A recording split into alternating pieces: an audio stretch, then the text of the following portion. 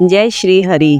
राजा पृथु कहने लगे, हे नारद जी, आप पुराण वेद शास्त्र सबके जानने वाले हो, कृपा करके ये बताइए कि सब देवताओं की कितनी परिक्रमा करने से क्या फल मिलता है। तब नारद जी कहने लगे, देवी की 1, सूर्य की 7, अग्नि की 7, गणेश की 3, शिव की आधी, पितरों की 4 अथवा 3 और विष्णु की 4। अब मैं ब्रह्मा जी का कहा हुआ एक इतिहास कहता हूँ, जिसमें बृहस्पति जी और इंद्र का संवाद है। वह वास्तव मनवंत्र में एक समय देवताओं सहित इंद्र बृहस्पति जी से पूछने लगे कि गुरुजी, ब्रह्म कल्प से पहले ये सृष्टि कैसी थी, इंद्र तथा देवता कैसे थे, उनका कर्म कैसा था, सो कहिए। तब बृहस्पति जी कहने लगे, उस समय की बात तो हम नहीं कह सकते, क्योंकि उन बातों को मनवंत्र व्यतीत हो चुके हैं। आपके ही नगर में एक सुधर्म नाम वाला है, वह सब कुछ बतला सकता है, उसके पास चलिए। तब बृहस्पति सहित इंद्र सुधर्म के पास गए। सुधर्म ने दोनों का पूजन और सत्कार किया।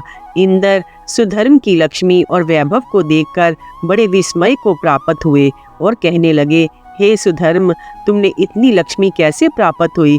तुमने कौन सा यज्ञ और तप किया है, और तुम ब्रह्म कल्प से पहले की बात कैसे जानते हो, सो हमसे कहिए। सुधर्म कहने लगा कि हे इंद्र, जब चारों युगों की 1000 चौकड़ी बीत जाए तब ब्रह्मा का एक दिन होता है। उस एक दिन में 14 मनु और इंद्र होते हैं। हम विष्णु जी के लोक में रहें तब वहाँ पर हमारे रहते हुए कई एक ब्रह्मा हो चुके हैं, जिनकी हम गिनती नहीं कर सके।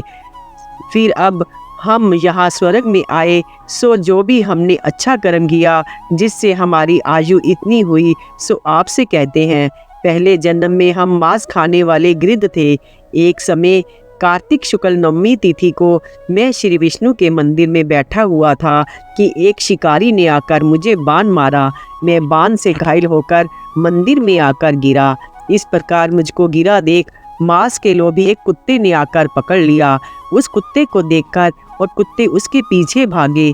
वे उनके डर कर मंदिर के चारों तरफ फिर फिक्र कर भागा। दूसरे कुत्ते भी उसके पीछे भागे, जिससे सबकी परिदक्षिणा हो गई। उसी समय मेरी मृत्यु हो गई। उसी परिदक्षिणा से भगवान बहुत प्रसन्न हुए और मुझको अपना परम पद दे दिया। ये बात सुनकर इंद्र अत्यंत प्रसन्न हुए और उन्होंने भगवान की विधिवत पूजा करके फल दक्षिणा की।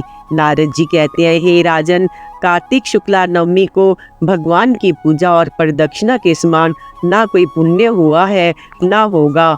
इससे पाप नाश को प्राप्त हो जाते हैं। कार्तिक शुक्ला नवमी सतयुग की आदि तिथि है। उस दिन दान, तप और यज्ञ को अनेकों गुना फल मिलता है। कार्तिक शुक्ला नवमी को यदि मथुरा जाकर परिदक्षिणा करें तो इसके फल का तो कहना ही क्या है। परिदक्षिणा में जितने पग पड़ते हैं उतने ही कुल बैकुंठ में जाते हैं। यदि मथुरापुरी दूर हो तो दूसरी जगह परिदक्षिणा करनी चाहिए।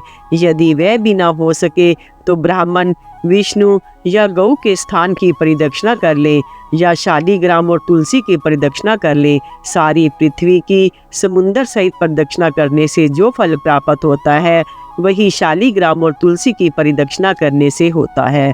जिसने शालीग्राम की परिदक्षिणा की, मानो काशी की परिदक्षिणा कर ली।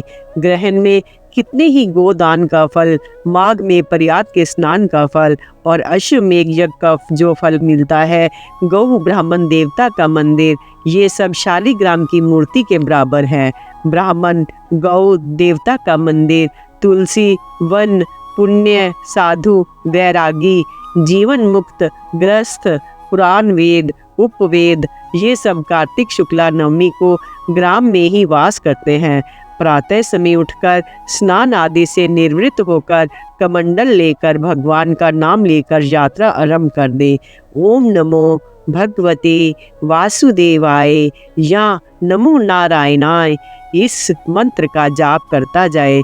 यदि ग्राम की परिदक्षिणा करते तो सूर्य उदय के पहले ही आरंभ कर दें। सूर्य उदय के बाद ब्राह्मण, देव मंदिर, शालीग्राम मूर्ति की प्रदक्षिणा कर लेवें। जय श्री हरि, जय श्री हरि।